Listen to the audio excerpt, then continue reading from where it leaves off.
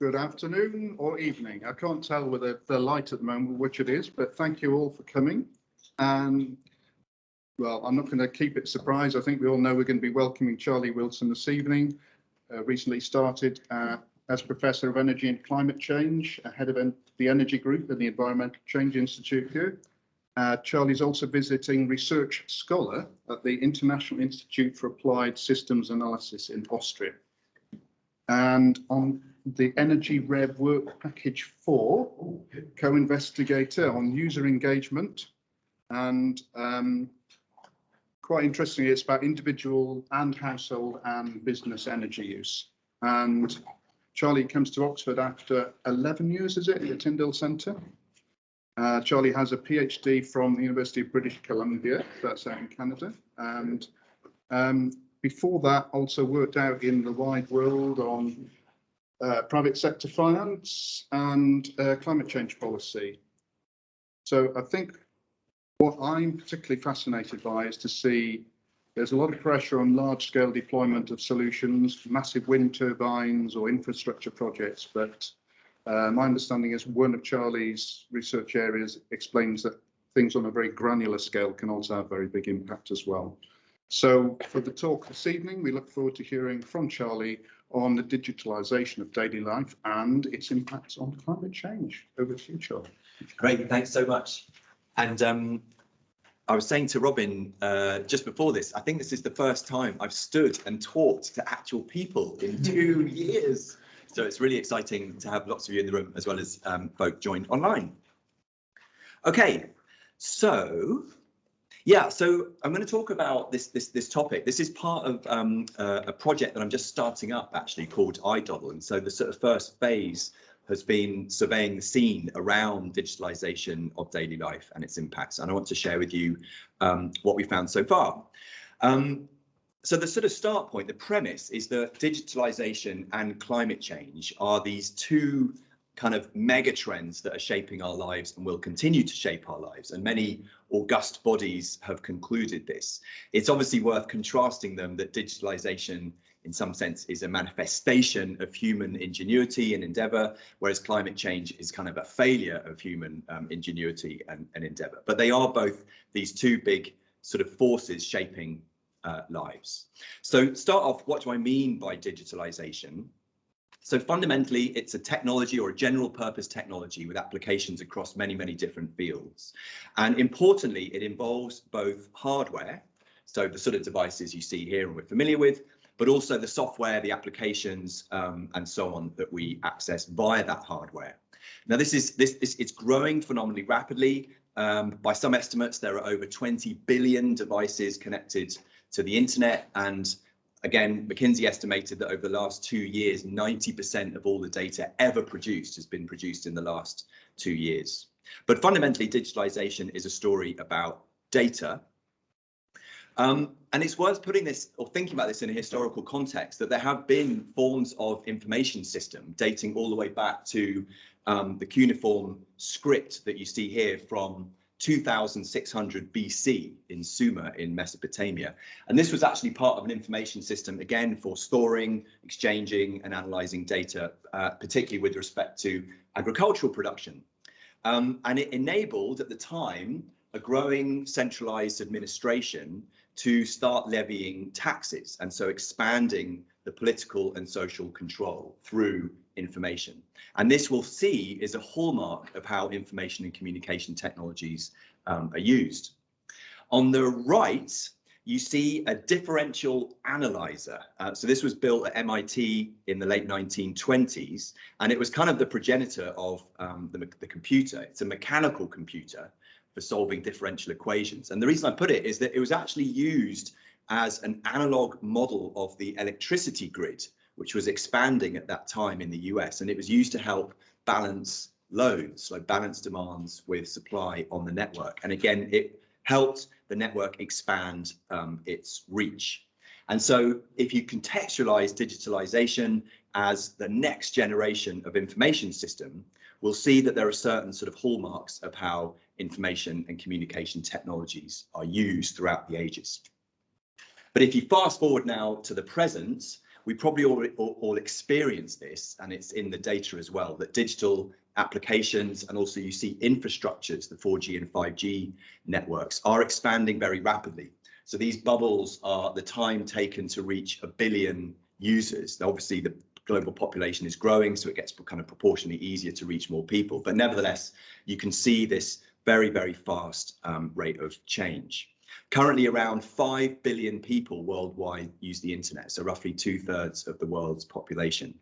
And actually, colleagues at YASA of mine, Caroline Dim and Arnold Grubler, have found in the data that the mobile phone, the sort of portal through to this world of digital service provision, is one of the most equitably distributed technologies in human history worldwide. Oops, I've got stuck. Oh, there we go. And, you know, again, doesn't really need any reminder, but the last couple of years, in many, many cases, have really accelerated kind of digital penetration into our daily lives as kind of schooling, working, shopping, gaming, and even fitness classes all went online. And I've seen various estimates, but I've seen some that suggest that the increase in data flows on the digital infrastructure were over 100%, in some cases, literally almost overnight. It's worth imagining what would have happened if the same additional loads had been placed on any of the physical infrastructure networks like road, rail, water, power, you know, other utilities. Generally, the digital infrastructure has been very resilient and able to handle this big expanse in capacity. So that's the sort of digitalization story, kind of in a nutshell. And this is, as probably again very, very familiar to you all, the climate change story, that we need to go from this more or less sort of rising or maybe flattening off global trend in emissions, and we need to go to almost zero in 30 years, in the next 3 decades. If you attribute these greenhouse gas emissions on the left to the sorts of activities that make up our daily lives on the right, then generally, estimates vary, but generally 70–80% of greenhouse gas emissions can be attributed to the goods and services that we ultimately consume or use as part of our daily lives. So this is fundamentally a connected part of the digitalization challenge. So this is my attempt to represent what's going on. So this is a very, very complex picture. So I'm going to walk you through it because it tries to capture the entire global energy and resource system in one go with this sort of daily life focus. So start on the left. You have all of these sort of activities or useful services that make up our daily lives, from lighting and heating and cooling our homes to cooking and eating and to getting around in our cities and wherever we go.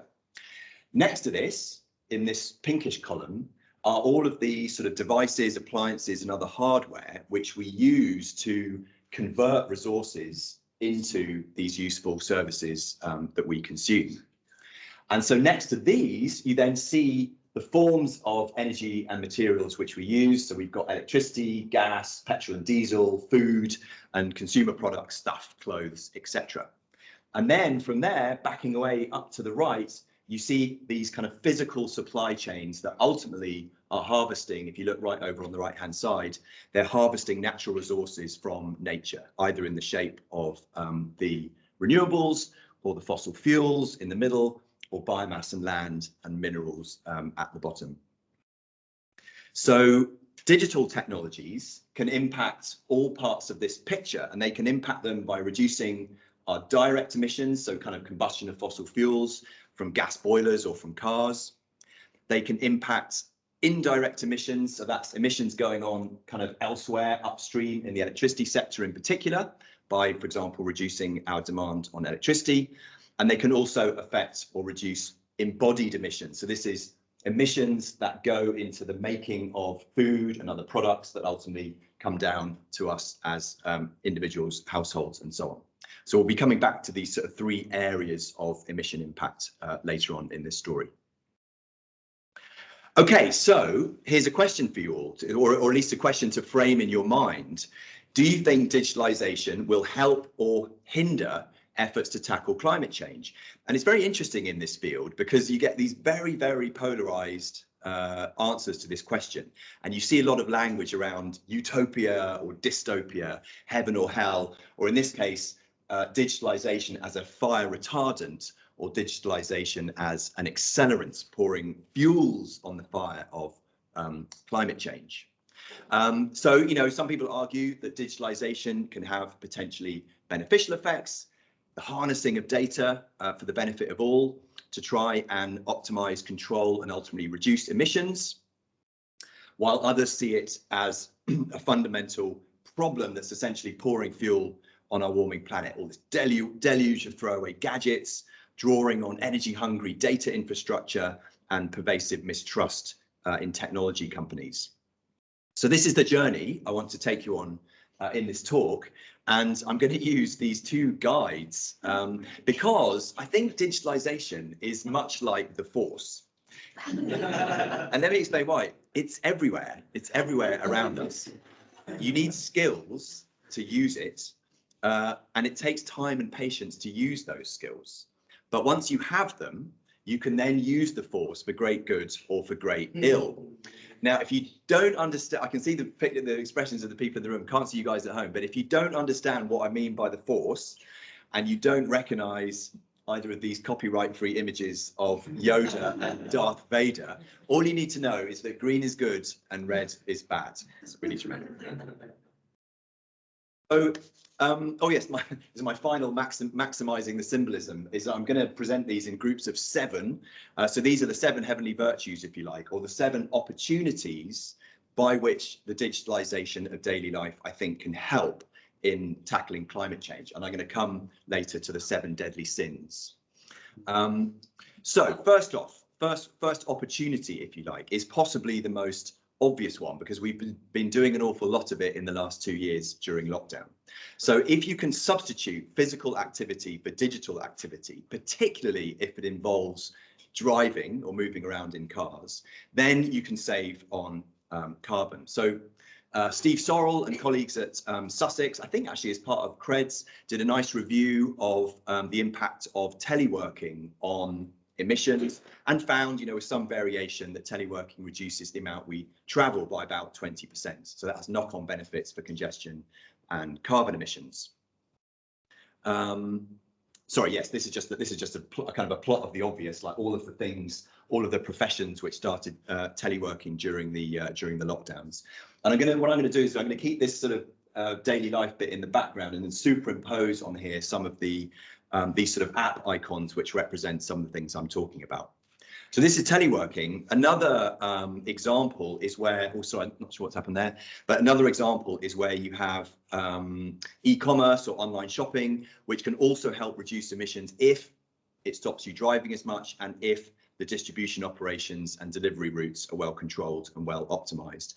So one of my PhD researchers, for example, is looking at something called digital farmers markets or online food hubs, where you can essentially place a food order from lots of different local suppliers that comes as your weekly food shop delivered to your door as a substitute for supermarket shops.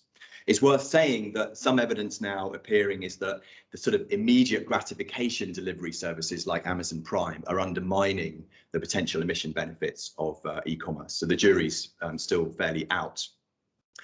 But last year, we actually did a review of studies which had estimated either the carbon emission savings, the energy reductions, or the reductions in activity as a result of using certain digital innovations. So here you see the online farmers markets.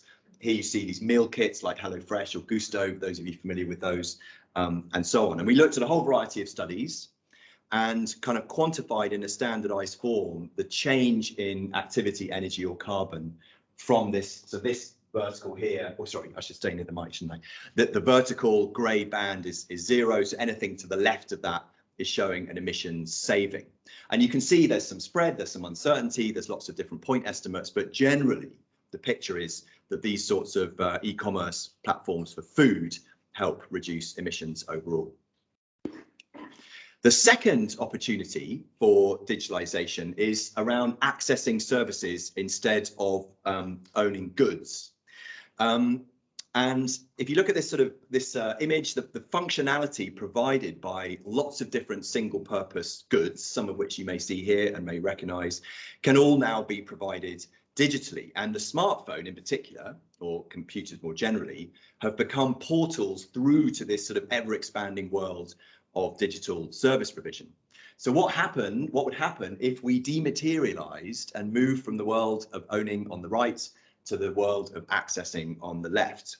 Well, you would see these circles underneath this figure represent the energy in use, that's the blue, the energy on standby is the green, the energy, the embodied energy to make all these goods is the red, and the grey is the weight, so the kind of metric of materiality. And you would see, if you move towards this world, a 90-fold reduction in power while in use, a 30-fold reduction in power on standby, a 25-fold reduction in embodied energy, and a 250-fold reduction in weight.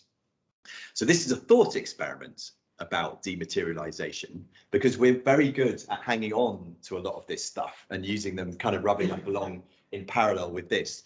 And there's a lot of, I think, quite sort of techno-utopic writing around this sort of digital service economy that's very low in materiality.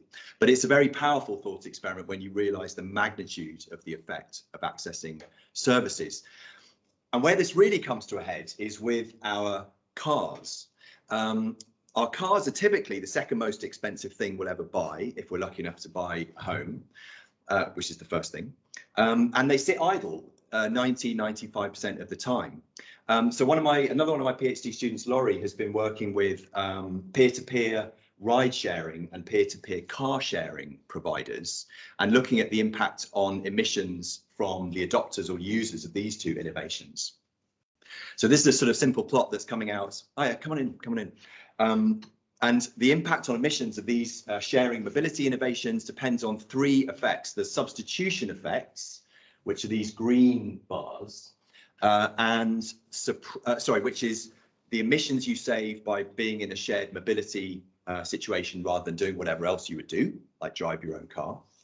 The light blue bars show the suppression effect. So this is the reduced likelihood of you buying a car if you have access to these shared mobility modes, and therefore you kind of forego the embodied emissions of that vehicle over its whole lifetime.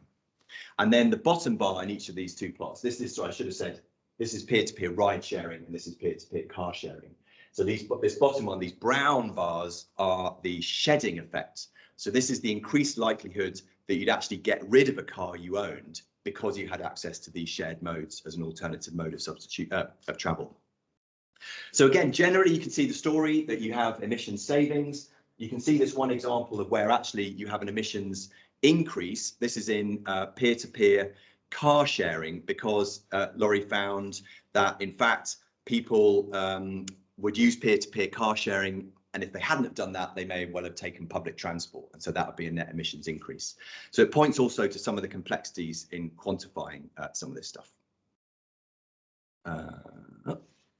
And this sort of accessing story again becomes even more, the thought experiment becomes even more powerful when you think about shared ride hailing business models. So those are probably familiar with Uber.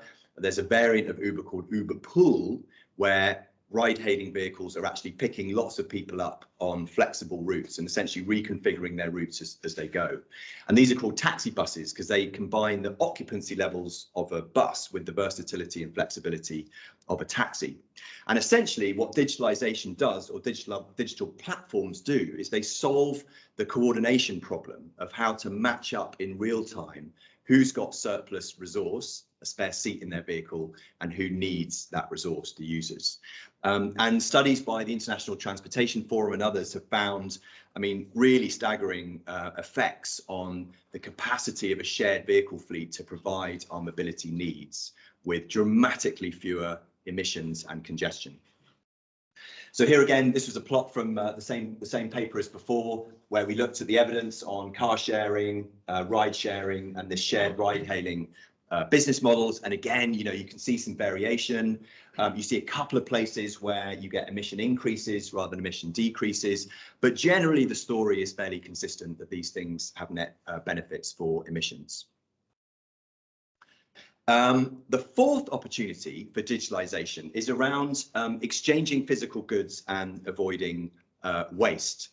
There was a really nice, it's very hard to find good papers quantifying the effect of platforms like eBay on sort of ownership and use of material goods. But there was a really nice study in the US, it was a natural experiment in which Craigslist, which is a big sharing platform in the US, had rolled out very unevenly across California and Florida, I think.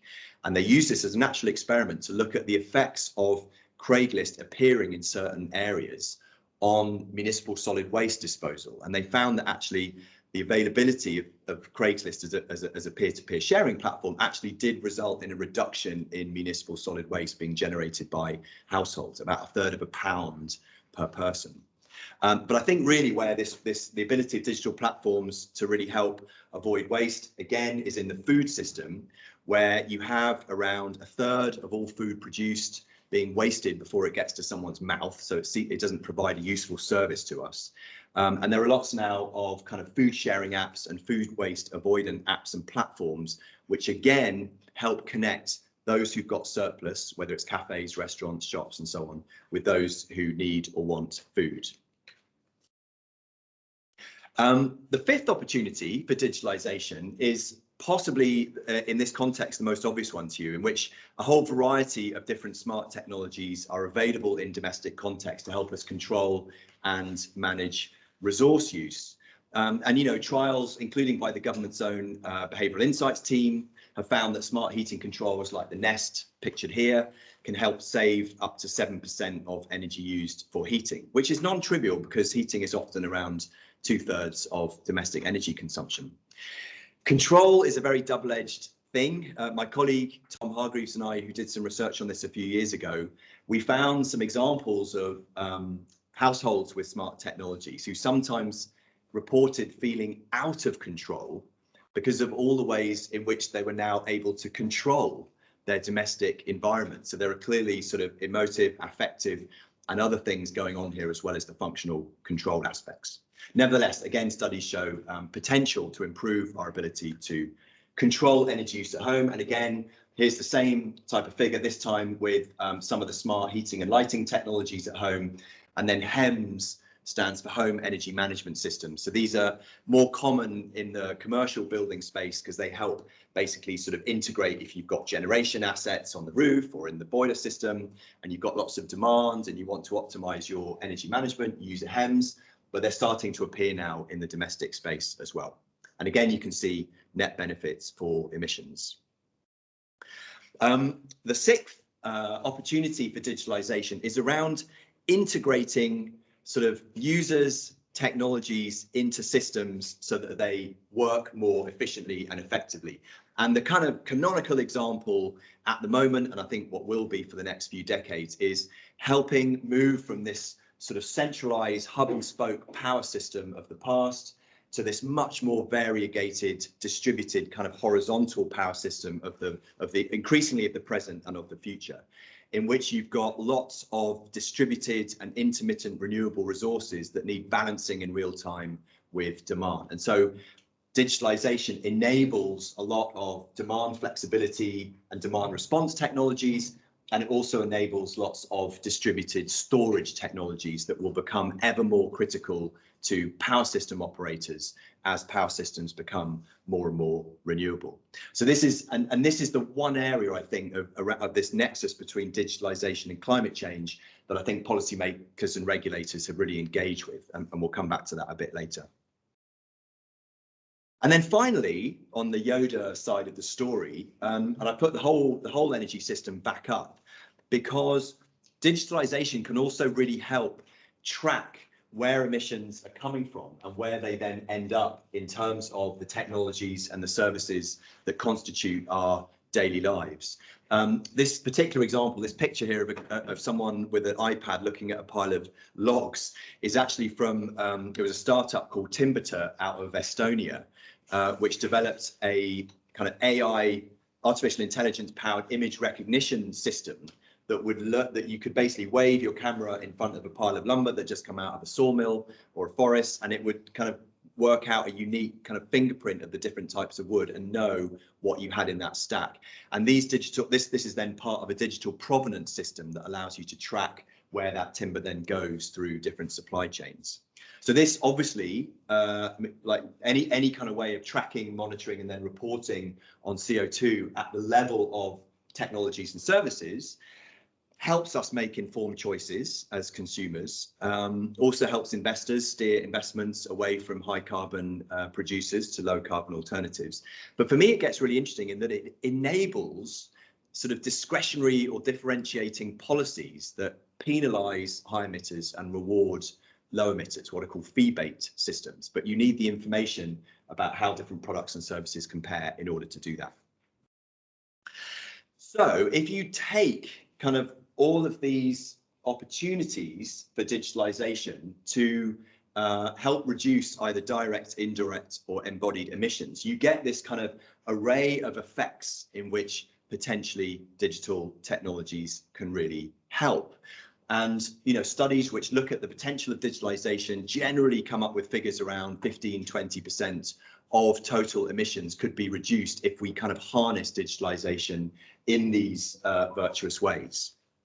But it's time to turn to the dark side. So I popped Darth Vader up here. I don't know if, so I'm not sure if Phil Grunebaught's on the call, but if so, I'm going to use one of your data points, Phil, because a colleague in the engineering school here at Oxford, Phil Grunebaught, found that households with cats use on average 13% more energy than households without cats. And if you're a dog owner out there feeling a little smug right now, households with dogs use on average 16% more energy than households without dogs. Now, this isn't a story solely about smart heating controls, in case you're wondering where the hell I was going with this. But again, my colleague Tom Hargreaves and I, who looked at some smart heating early adopters, found at least one household who willingly told us they used their smart heating controls to turn the heating on for their dog when they were at work and it felt a bit nippy outside. And so this would be an example of what would be called a rebound effect. So I'll use that, I'll come back to that, but this is, we've had the 7 heavenly virtues, here are the 7 deadly sins, or the risks of digitalization for climate change, for which Darth Vader will be our guide. So the first one, as I mentioned, is around rebound. That rebound essentially describes how we do more of something if it becomes cheaper or easier.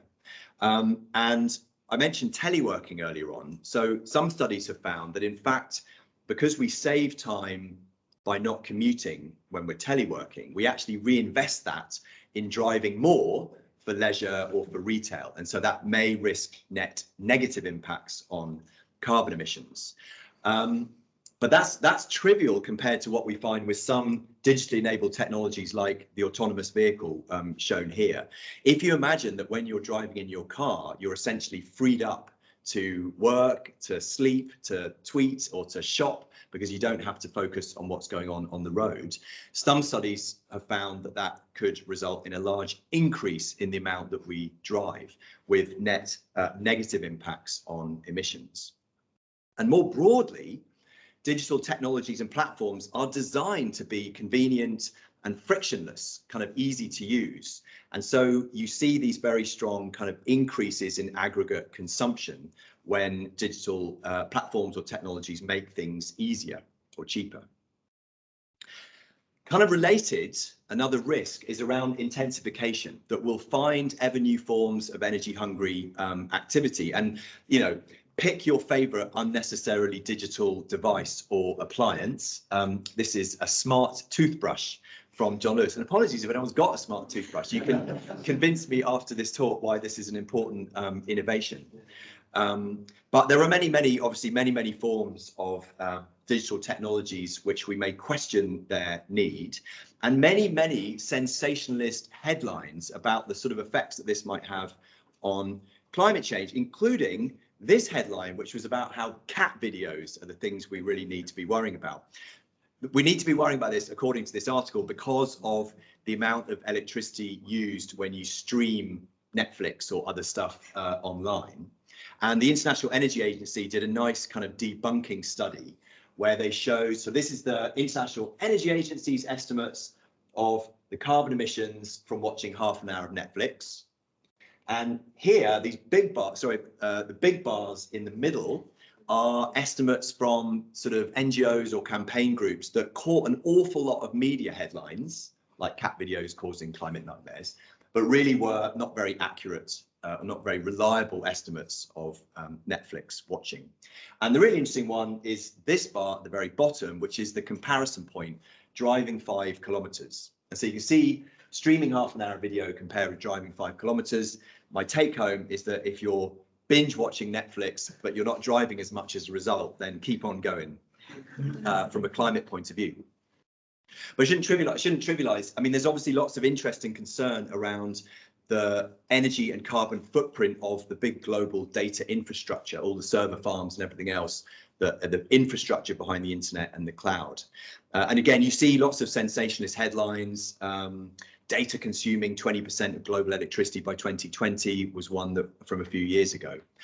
This was a study in Science last year, a couple of years ago, which showed that even though you've got exponential growth in the amount of activity going on in the global data infrastructure, you've really got fairly flat energy demand, energy use. And that's because that rapid increase in activity has been offset by very rapid increases in efficiency, or what's called the intensity effect, and also a structural effect with a shift towards these sort of hyperscale data centers where you have scale economies in the ability to process information effectively with less energy demand.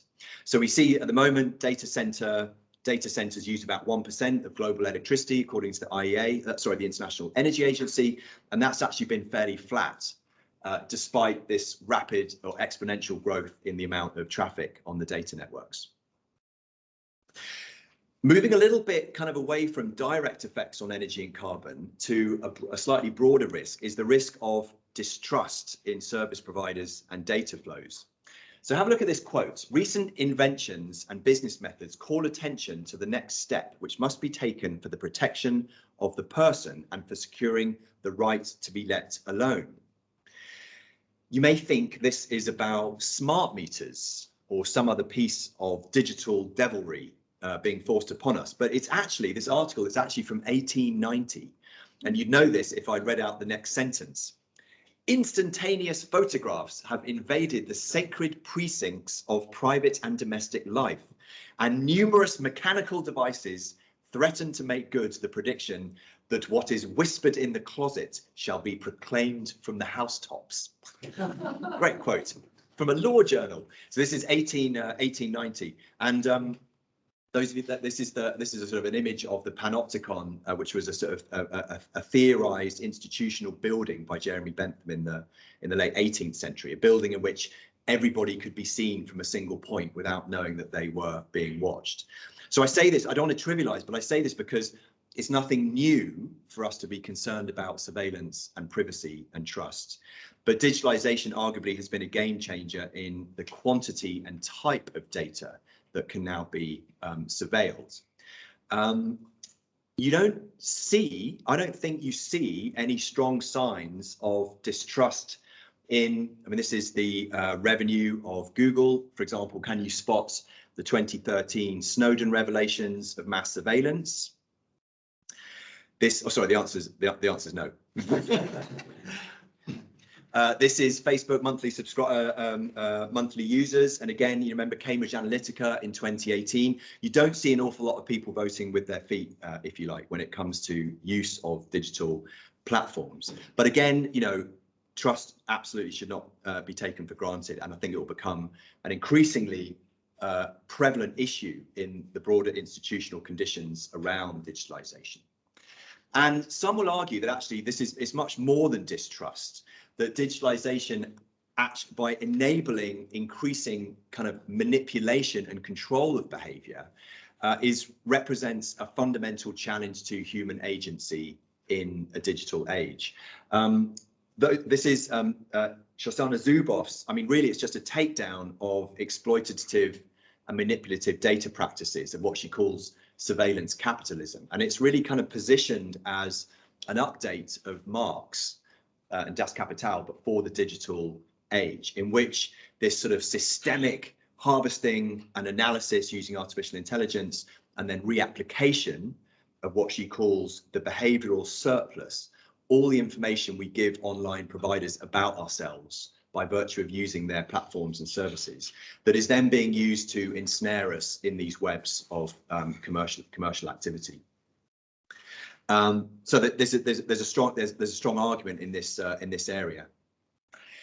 Digitalization also risks dividing society into haves and have-nots, and currently there is quite a strong digital divide that falls along kind of fault lines of geography, of gender, of age, and development. And COVID and the lockdowns, I think, have really held up a magnifying glass to this inequalities in digital access.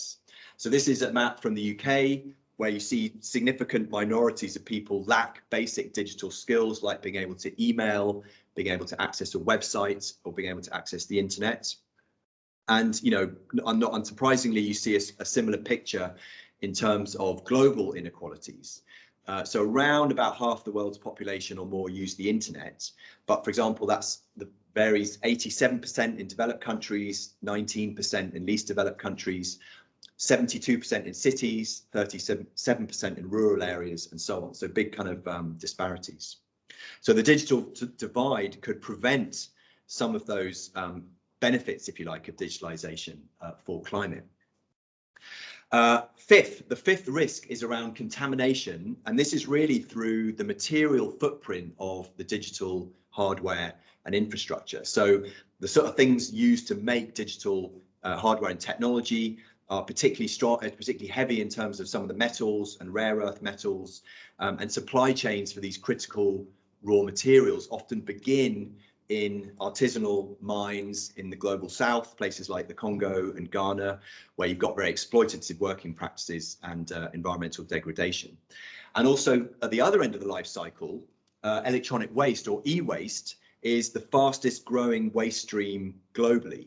And only about 17% of the 50 odd million tons of e-waste are currently recycled, despite there being things like gold with high economic value in that waste stream.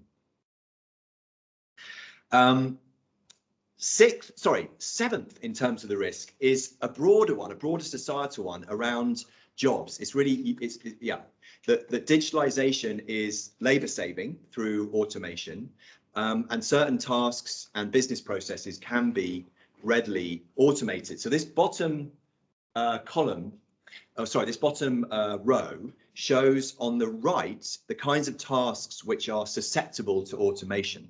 So things like predictable physical work, data processing, and data collection. And the columns up above show the proportion of that work which could be readily automated. And the red blocks on the left are those where it's much harder to automate. So managing others, applying expertise, and so on. I'm sure everyone's now immediately trying to work out where they fall on that horizontal axis.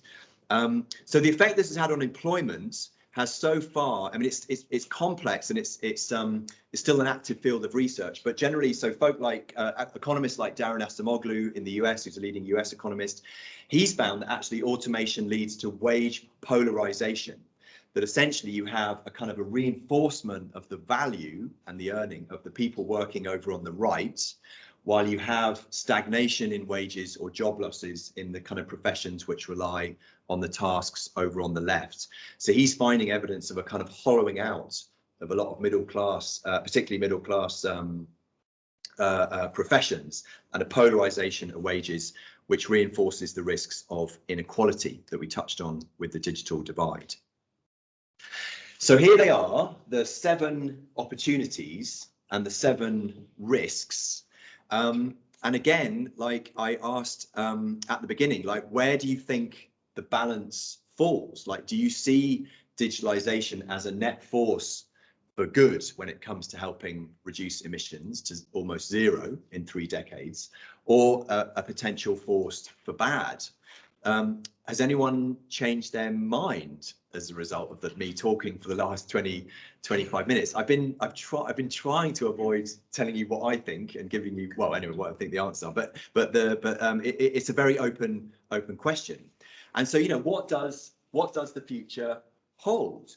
And I want to think about this not just in terms of, if you like, the climate change question and planetary stability, but also in terms of these 2 characteristics of kind of life in the Anthropocene, where we need, as we've seen, we need both human agency and we need a kind of a lid to be kept on rising inequality for there to be a basic kind of social and institutional conditions which would allow us to steer digitalization for public good. So this is a graph from a colleague, Felix Kreutzig, who is unpublished, is coming out later, but he kindly said I could use it in this talk, in which he and his colleagues kind of sketched three very broad trajectories or pathways for global greenhouse gas emissions over the coming century. And that top red block of what they call the planetary destabilization pathway is essentially continuation of current trends, by which we mean you get this very strong aggregate effect on rising consumption through all the new opportunities that digitalization is creating, as well as the productivity benefits.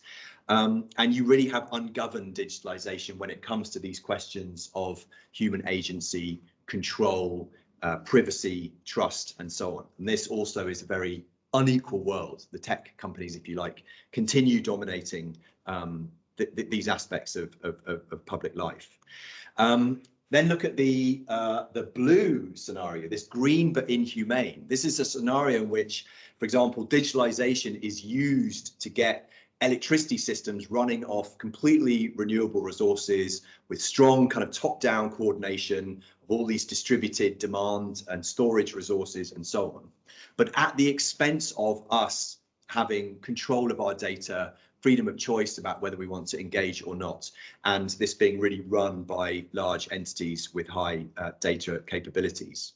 And then this kind of more virtuous deliberate for good, which ticks against all these criteria, where really we try and use digital technologies in a responsible, decentralized, trusted way with limited automation against our will and control or constraints on this sort of surveillance states or surveillance capitalism that we've seen earlier.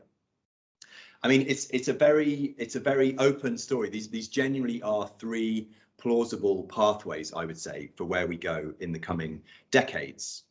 And just so very briefly, in the last few minutes, I want to sort of sketch out some of the ingredients of what it would look like to try and steer the trend, not just towards reduced emissions, but also towards reduced emissions in a way which, if you like, kind of preserves our human agency as we move in the Anthropocene. And so, you know, it's this idea of kind of directed digitalization. And the first, of course, is with policy and regulation. And I think it's interesting that when you think about policy and regulation in the digital context, I think you're generally thinking about sort of security or privacy, like GDPR. You might be thinking about taxation, like fair taxation of Amazon or whoever. And you might be thinking about jobs and skills, but you probably don't think about climate change as being an active area of regulatory engagement with the digital sector. So there's an awful lot of sort of things that policy and regulators can do to ensure access, to boost skills, to regulate and incentivize low energy digital services, and so on and so on. Many things that the public policy can do.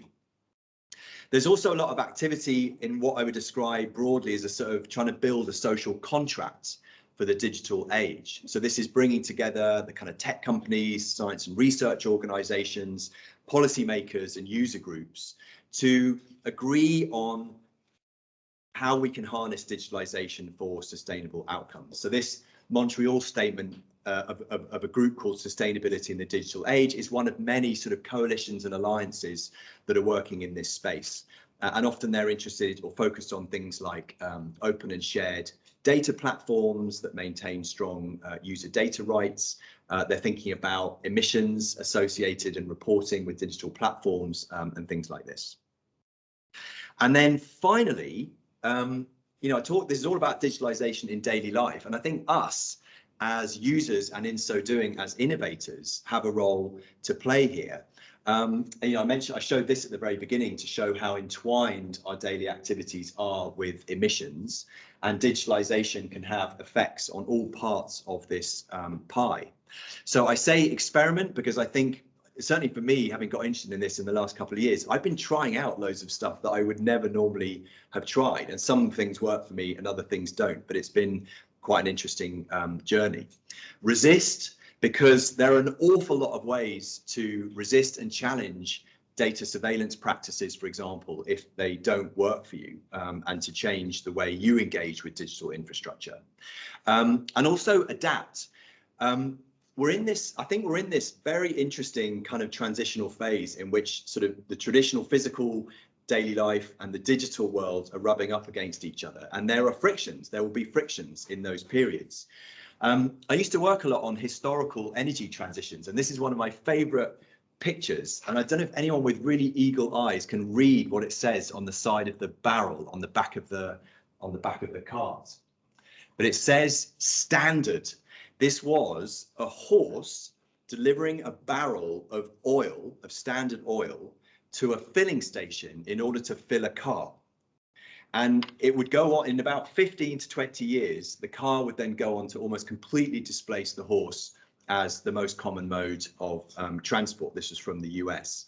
So this was, I mean, an example of how you had the kind of the end of the old and the beginning of the new, and they were kind of rubbing up against each other in these peculiar ways. And I think in many senses, our experiences in the digital world, in digital life, are in that phase of friction with physical life.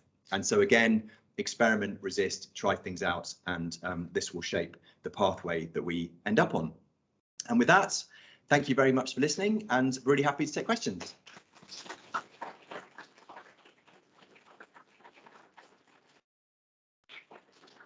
Just before we take any questions, thanks very much for that, Charlie. I'm wondering if the master's course is actually a Jedi training school.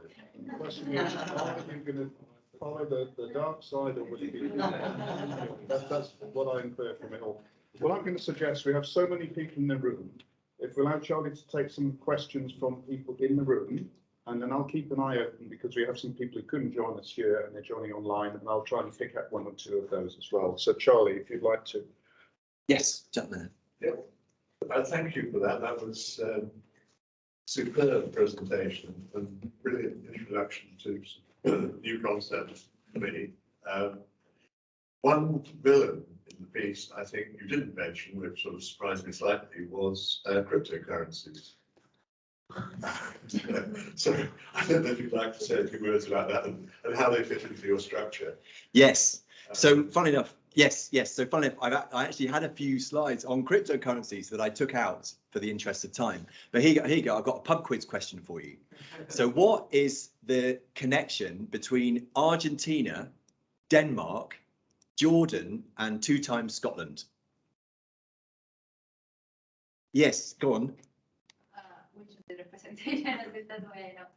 The carbon footprint of Bitcoin is so huge, it's the same as Argentina's now. Yes, absolutely right. So there's been various estimates of the electricity consumption of Bitcoin mining and all of the and equivalents of the shares of those various countries.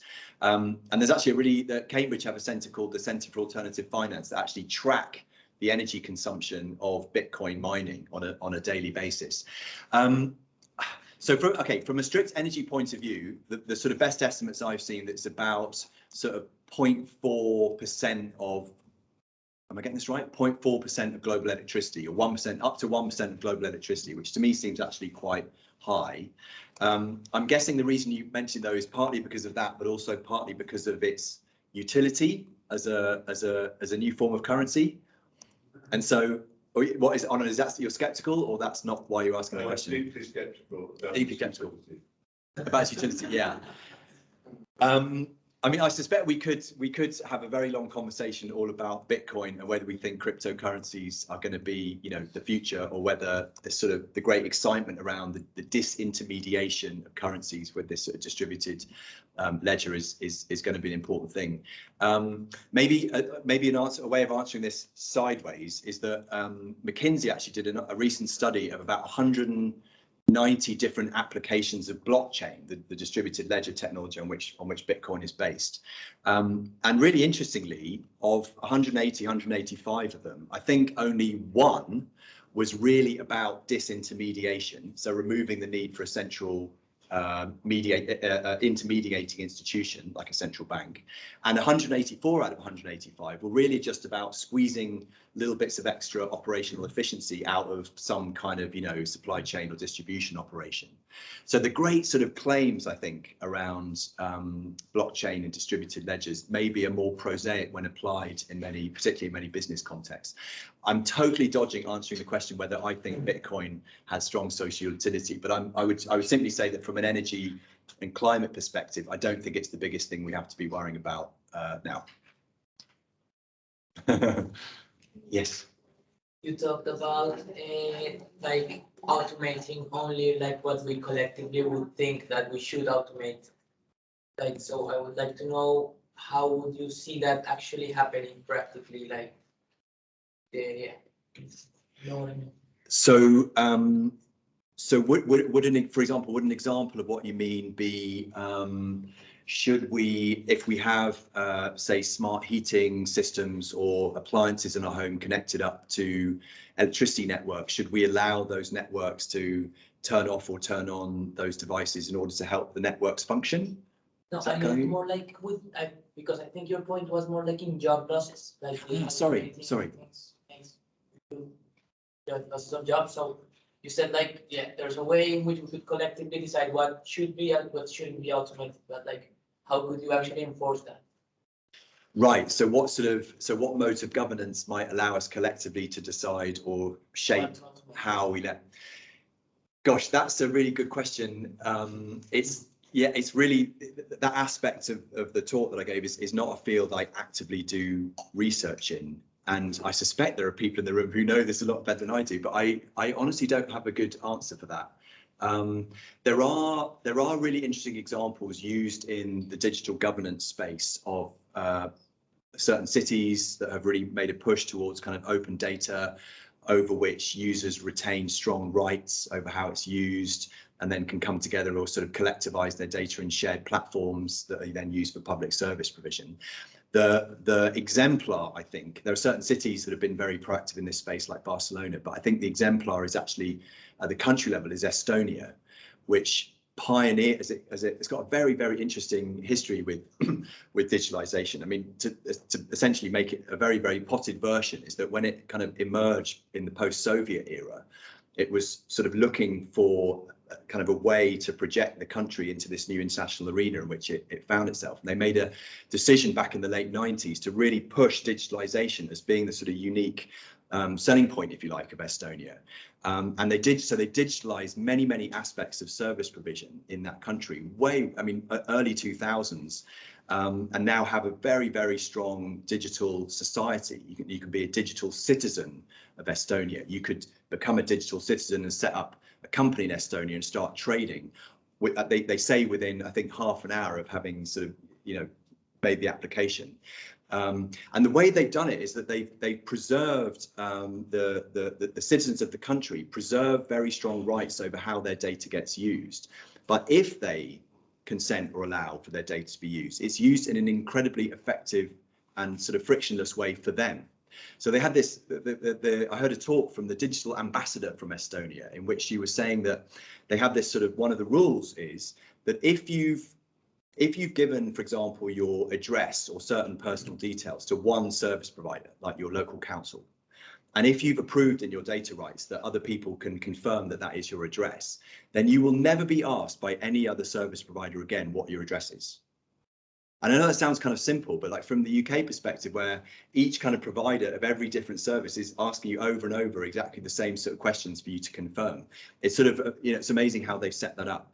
So I think somewhere like Estonia would be a really interesting example of this case, a nationwide system in which the sorts of data rights, but what you're talking about is automation of presumably sort of business and industrial practices. And there, I'm not aware of any effective governance system that's tried to do that in a collective way. I think it's more been happening in a very more market orientated way. So yeah, it's a good question. I don't have a good answer.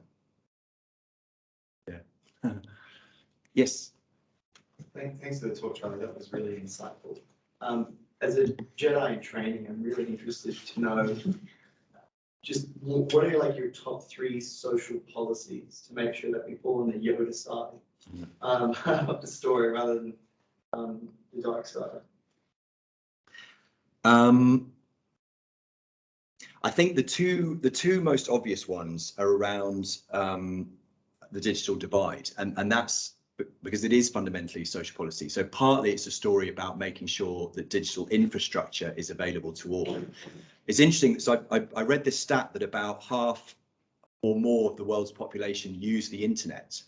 And you might think, well, then the other half, or particularly in rural areas in developing countries, is because they don't have access to digital infrastructure. But about the International Telecommunications Union, the ITU, they had an interesting stat that 97% of the world's population have access to at least 2G or 3G phone networks. And so it's not just, so number one, access to digital infrastructure, but number two, the skills and capabilities to be able to use that infrastructure. So in the UK, for example, the digital divide is very, really splits along age lines, and it's generally older demographics who lack the skills and capabilities and also the understanding about why it would be beneficial, I think. And so this is where social policy, I think, can play a really important role. And then I would also say that around, it's kind of touching a little bit on this, on these issues around data and data use. I think there's a sort of odd disconnect in how we think about data and issues around privacy and so on, in that we might be particularly concerned around privacy and data rights when it comes to, let's say, smart meter data or energy data in our homes, while really happily conveying all sorts of very intimate personal details through our social media use. And the two sort of ways in which we're fearful around or concerned about privacy and data, I think, are slightly mismatched. So in terms of social policy, I think there's quite a strong, if you like, kind of educative, informational awareness sort of role, building up the understanding about why digitalization is really important when used for public purpose, like creating a really strong story about the importance of our data for certain public purpose applications, like decarbonizing our power grid. So it's not really social policy, but I think it's certainly where policy and regulators can be involved. Yeah. This goes a little bit along the same lines. So digitalization makes our daily lives more similar, so that the average global citizen is more similar today and will be more similar in the future than it was in the past. And therefore, climate policies could actually be rolled out on a global scale. We have kind of economies of scale in policy design. Could that be true? Yeah, it's an interesting one. When you were asking the question, I was actually thinking there's a counter argument that digitalization has created a very long tail. So as digital providers and platforms learn about individual preferences, they essentially create lots and lots of small niches to provide for very bespoke Michael's taste in music. Well, we can actually create music that's just really of interest for you and like-minded people. So you get this very, very heterogeneous consumer preferences, which before were only answered by a small number of product variation and now can be answered by an infinite variety of digital applications. But I think in a way that's slightly different from the question that you're asking about. I guess it would depend on whether so you have increased capability to kind of monitor and measure the impacts of policies, particularly to the extent they were interacting with the digital realm. You certainly have this sort of acceleration effect of information flows through social network, which accelerate diffusion effects, that's for sure. So would you have more potential to roll out policies? I'm not sure whether, I mean, there are lots of things you could try with digitalization, like an urban scale shared ride hailing fleet, which if it worked in city A could be replicable in city B. And the digital platforms, I suppose, would be. So I'm kind of, yeah, you can see, I'm sort of thinking, I've not thought of this and I'm thinking out loud as I answer the question. Potentially, yes. Maybe let's end on a caveat. Yes. Oh, yes. It was a great talk, Charlie. Thank you. One of the things that strikes me about digitalisation in everyday life, and this comes back to all the questions about, you know, how we get change and global policy, is that it's a very individualising practice. So we've got a sort of sense of these sort of sensible people, the technology arrives and there's kind of interaction between them, but actually different kinds of, I would like post-human subjectivities emerge at this intersection, to put it very grandly. But it has always struck me, you know, the phone is a single interface. And I think a lot of, you know, you've talked about kind of convenience and individual privacy and owning your data. You know, it's a very, very individualizing kind of technology. And I think that's one reason maybe, so I think this is more a comment than a question. Brilliant, yeah. But maybe that's one reason why this sort of sense of, well, how do we change this is actually really difficult to think through, because there are no global decision-making bodies really, are there? I mean, we've seen this in the last week, you know, there is no power to do that. But also in terms of everyday life, I think particularly daily life, it's, you know, the phone and the individual, and you know, even if you think about household use, you know, it's somebody's hand on the meter or on the app. So I think there's something there about the challenges that poses then to scaling up, both in terms of sort of social identity or social groups, but also maybe, you know, across geographical scales as well. But that makes it really, really difficult potentially. Do you think? Yeah, no, I agree, but but in a way, like some of the examples you've given are also fundamentally about networks, and obviously, you know, the sort of network externalities which have led to the incredible dominance and monopoly, you know, the monopolies in some of these digital realms, is ultimately by virtue of those network effects. And so, you know, you could say, so to some extent, the more and more individuals you have using the smartphone as a portal through to these digital networks, you create obviously these huge scale effects and network effects, but you then create this sort of inertia in the capacity to change.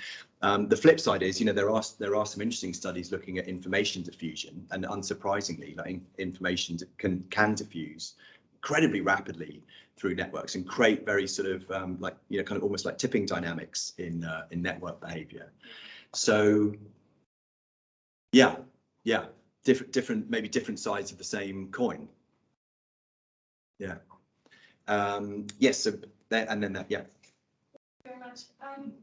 From your talk, I feel like there's, to answer the question if it's a bad or good force, this idea of like essentially what you make out of digitalization and its purpose, and you mentioned you still have like social purpose as the role that digitalization could be a good force, but like, then how can we sort of regulate unnecessary forms of digitalization? And, you know, you have the example of the toothbrush.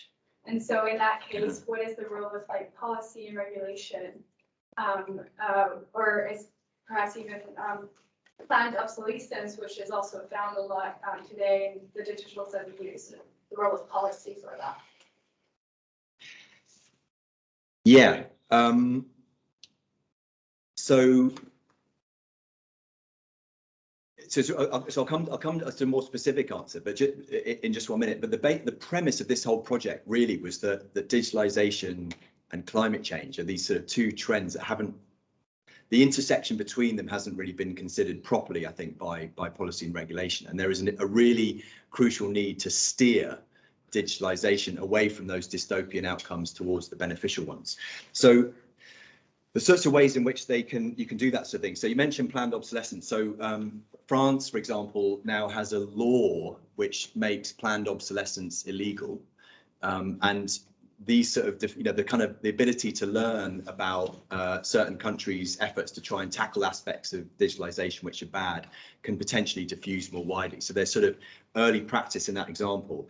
There's an awful lot of work going on, still quite early stages, I think, around introducing more circular economy kind of practices to the digital material flows. But in terms of what policy and regulation can do, I mean, I mentioned when I talked about digitalization allowing us to track emissions much better through supply chains, the level of goods and services. If you have greater visibility about what business practices linked to what goods and services available to consumers, if you have greater visibility about the energy and carbon footprints of those, it allows you to do lots of things, whether it's divestment, financial divestment out of areas which are high carbon, whether it's rewarding the kind of high performers in a given product class, or service class for being low carbon. So they do this, they've done this for many years very effectively in Japan, for example, where they have these kind of ratcheting efficiency standards on a whole range of different consumer goods. And each time they kind of tighten the ratchet, they take the best performers and set those to be the average for the next 5-year period. And all the companies which are already producing the high efficiency devices like don't really have to do much and can keep selling their stuff, whereas everyone else is trying to catch up. But ultimately, you need to have information linking digital goods and services to energy and carbon footprints in order to be able to do that. One other example, I think at an urban scale, I've mentioned a couple of times this shared ride-hailing concept or this taxi bus concept. I think there's an awful lot of scope for cities to essentially allow market access to digital service providers but with a quid pro quo that they have to test the impact of their business models on energy and carbon.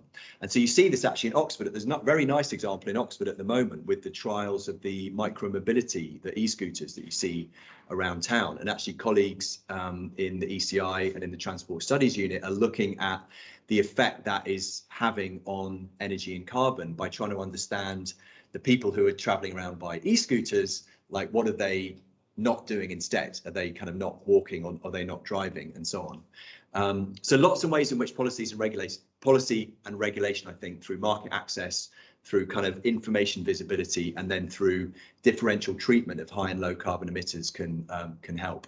It's worth, I mean, just coming back to the sort of, if you think about the classic kind of climate policy, certainly pushed by economists, is the carbon tax or the carbon price. Someone did a study, I think, where if you had a carbon price of about $200 a ton, which is quite a large way above what we have currently in most jurisdictions, it would add about £1 or $1 to an Amazon package in terms of the increased costs on manufacturer, delivery, and so on. So I'm very skeptical that that alone would have big enough kind of marginal impact, and actually you need to engage more at the regulatory level. So I hope that was okay for some examples. And then, did you still have a question? You basically answered it, because I was going to add a virtue that was called transparency or connectedness of communication, but it's very clear that you alluded to that through track. Okay. So basically answered my question. Yeah. Great. Can I just add that the online audience has been very polite today. Maybe we've frightened them away by having so many questions in the room. So it's a call out for anyone who wants to ask an online question. But back to the room. Yes.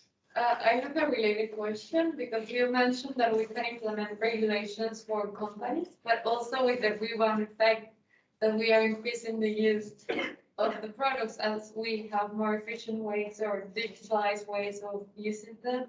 So my question is, what kind of, not just because it's also related to the behavior of the people when they use the digitalized services.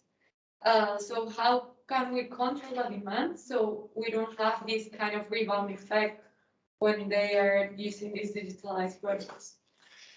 Yeah, it's a good question. So I mean, there's so classic rebound is when the cost of an energy service like heating or lighting or driving becomes cheaper than basic sort of economic relationship. You'll do more of it. So you can imagine a hypothetical balancing mechanism that you have a tax that every time a service becomes more efficient, you just tax it at the level to make the cost of the service stay the same. And then you kind of, at least from a very narrow economic point of view, you get rid of rebound risk. From a practical point of view, you couldn't do that. And so you'd essentially be trying to keep a lid on rebound through what you do in either the social environment or the physical environment or the policy environment, which makes whatever it is become less attractive. So take the autonomous vehicle example, like we can all now drive around in autonomous vehicles, and it can be like a day in the office because we don't have to pay attention. So we drive around kind of loads more. There are obviously lots and lots of ways in which sort of cities and policymakers can disincentivize us driving around a lot on roads, and you see some of this in how spaces are regulated already. So it's lots of that sort of stuff. And rebound is an interesting one because it certainly does, in a narrow sense, undermine the energy or carbon benefits of a particular innovation. But in another sense, it's kind of a good thing in that it reflects the fact people are doing more of stuff which they couldn't do or weren't doing before because it was too costly or because it was too difficult. So there are welfare benefits in many cases to Rebound. And a good example of this would be households who are in fuel poverty, who struggle to pay energy bills, and if their homes become more efficient, then they can heat their homes to a more livable temperature. And that's, if you like, a good rebound effect. So Rebound isn't necessarily a bad, but it can be on the bad side of the ledger if you're narrowly interested in energy and carbon outcomes. Yeah. We're going to go to a question in a moment from Sarah Higginson, but John, if you want to ask a question. Oh, and Nick, I think Nick wants next. Sorry, Yeah. I think you came close to mentioning it, but I was going to say road pricing. Yes, yeah, absolutely. Yeah, all sorts. I mean, road pricing could be restrictions on parking. Obviously, if they're using petrol and diesel, could be fuel taxes. I mean, all the ways in which congestion is managed currently would be extensions of the way in which you could manage rebound from excess driving. Yeah. Building fewer roads, a good one. Oh, sorry.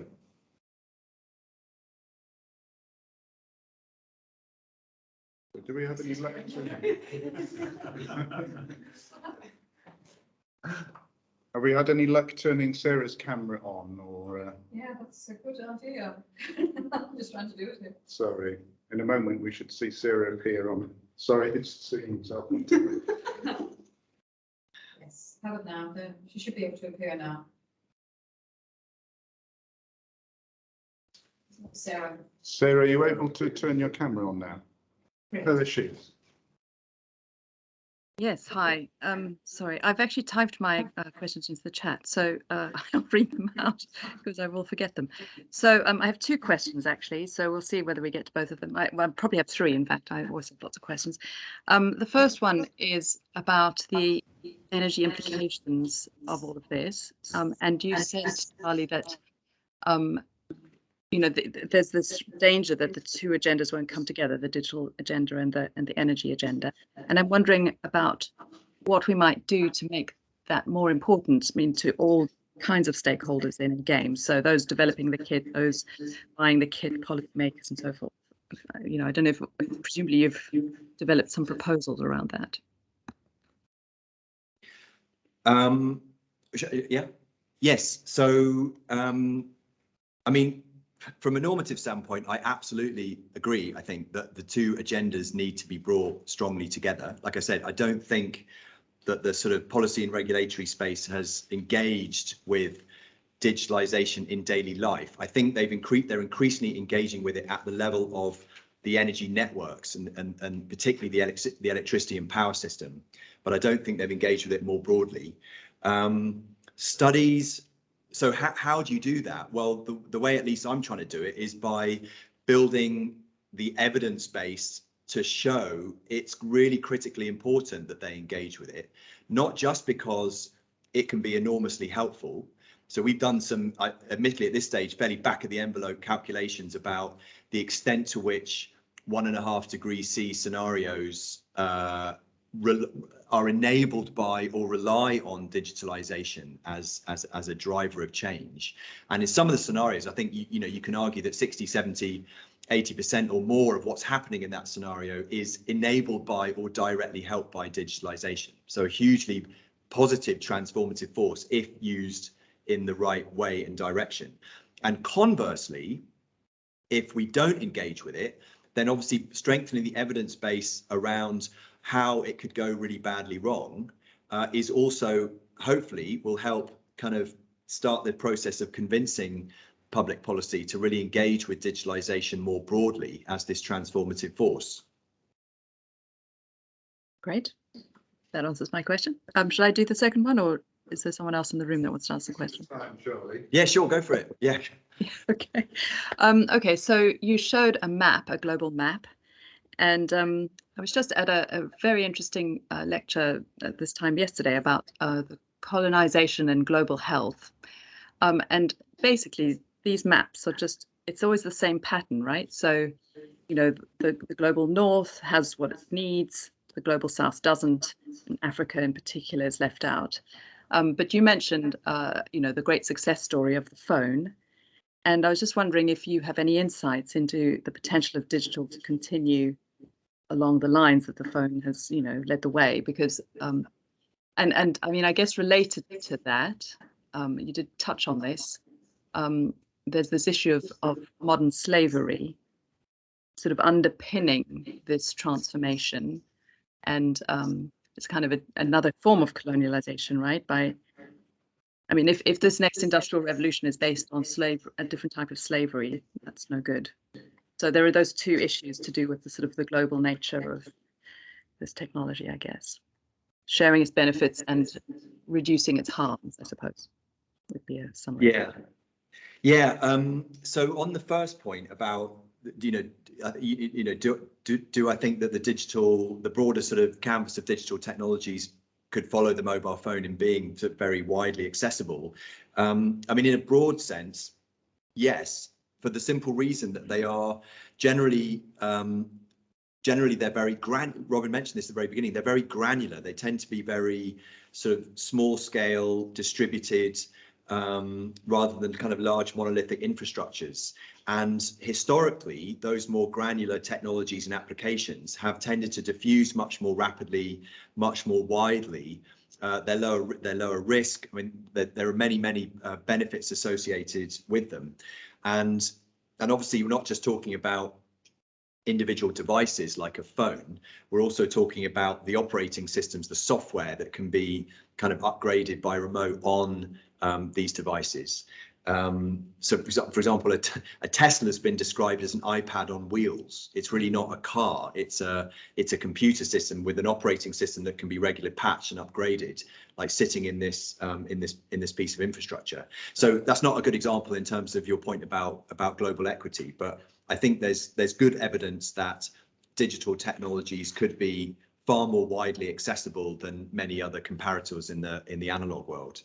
And on your second point about sort of if you like agency more broadly and exploitative practices and slavery, I mean in the sort of economics literature, there was a lot of interest in the original potential for digitalization to create lots of business opportunities in developing countries, particularly like India, that had sort of trained workforces and highly skilled workforces and could participate much more in markets around business service provision through digitalization. But this has sort of soured much more of late with the rise of the gig economy. I mean, we're familiar with the gig economy in our context, but there's a lot of sort of, if you like, big outsourcing going on to, I think, what are called click firms based in places like the Philippines who'll do lots of data tasks for very, very low pay.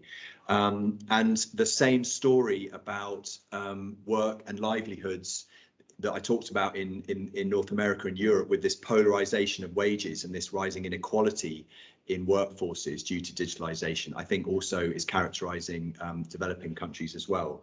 So I don't beyond restating the importance of ensuring that a low carbon digital future is also a future in which we humans have agency, particularly over how our data is collected and used.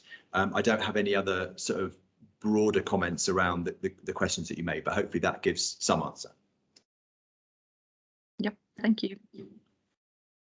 Thank you very much indeed, Sarah. Do you think you've got time for one more question? Yeah, sure. It's just very enjoyable having real people in the room to ask us. Yeah, Nick, did you say one? Yeah, I just wanted you to say a bit more about the relationship between digital technologies and the sharing economy, Charlie, because you rightly pointed out that new forms of sharing are enabled by digital economy, and we're seeing some of those. But as Gillian flagged in her question, it's being done through a technology which is highly individualized, not shared, and it's a huge counter trend to everything we've seen in modern capitalism, where, you know, actually our society has developed to share much less and less since the Industrial Revolution, compared to societies in the global south. That's still, of course, the case. So how do those two rub up against each other? And do we know anything from where these new business models are taking off to say anything about the relationship between, say, forms of capitalism and where shared economies might prosper? I mean, I think there's obviously this sort of wide, really wide variety in the sharing economy, where you have the big kind of monopolistic companies like Airbnb that have had these huge network externalities to grow and dominate a particular sector. And you've also got this sort of really interesting and heterogeneous sort of bunch of different platforms that might be kind of local, or they might be in a community of interest, or they might have more strong kind of public benefit outcomes in mind. So it's a very variegated picture, but certainly the sharing economy, I think we've long moved away from having the sharing economy in a sense, in the literal way in which the words invite you to think about it as this very sort of community oriented thing. The work I was mentioning that one of my PhD researchers, Laurie, has been doing, looking at peer-to-peer car sharing. So that's actually making my car available to you, and peer-to-peer ride sharing, you sitting in my car. I mean, she's found, not unsurprisingly, that really trust is the critical sort of social ingredient which makes the digital platform work. So the digital bit solves the coordination problem, but then you need these social and institutional conditions to make it work. And it's not just trust in other people, it's trust in the platform and how it matches you with other people. And it's also trust in, well, in this case, the product. If I'm borrowing your car, I want to know, I'm going to stay safe in it. Like another example would be, and then so trust is then this sort of social lubricant that can be lost or gained. And then the way different institutional contexts support sharing, for example, workplaces that mandate ride sharing is you can only have a car parking space if you're a ride sharing vehicle, has a huge influence on how trust works to make that a kind of public purpose sharing or a more monopolistic sharing. So, again, not a super definitive, well, not a definitive answer at all, other than to say it's a hugely variegated space. Yeah. Okay, I'm going to be very cruel and say that was the last of the Oxford Energy seminars for this term. The series is going to start up again next term, but we've got the Oxford Energy Day on the 23rd of March. So anyone who has not yet signed up for it, please try and do so. We'd love to see you there in person. It's going to be in the Blavatnik School for Government, so there's plenty of space to circulate around there. So it's kind of a nice airy space. And I forgot. Put it in the chat. And Anna's put the link in the chat for you, and it just remains for me to say, sorry to make you seasick by holding this, but thanks again very much to Charlie Wilson, and let's just show our appreciation. Thank you very much.